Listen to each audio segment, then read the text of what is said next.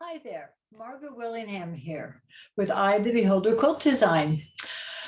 Well, when I was making one of my recent patterns, the Forget Me Not pattern, and this is it. And when I was clipping away my top fabric, I found when I finally did my stitching that I snipped my background fabric.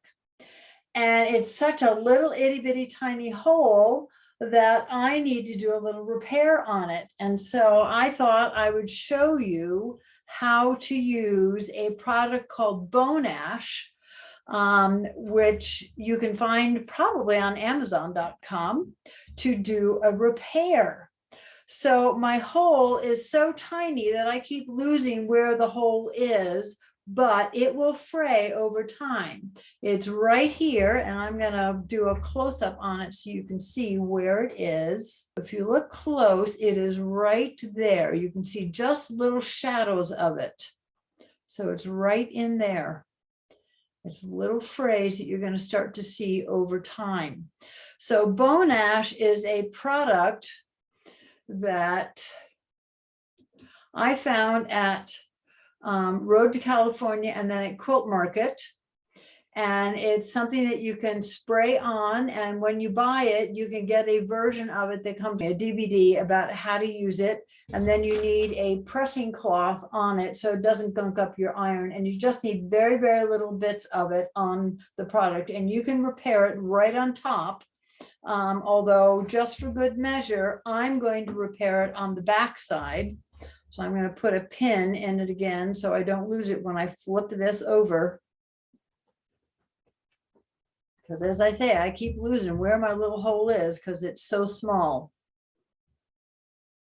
So my hole is right there, right on the tip of my pin head. So with Bone Ash, I'm going to come in and I'm going to just sprinkle a little bit. And it's like little granules. That's way too much. I still have a tendency to use too much.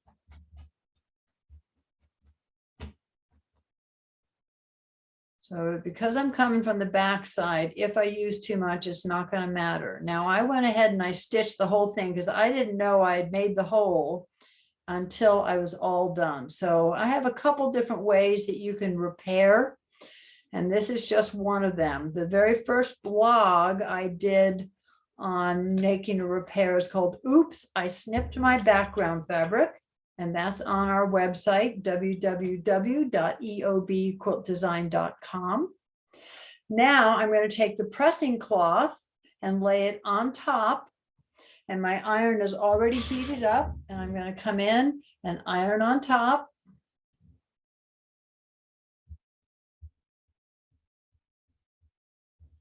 And the Bone Ash people are really, really good, of course, because it's their product. So they're pros at how to do this.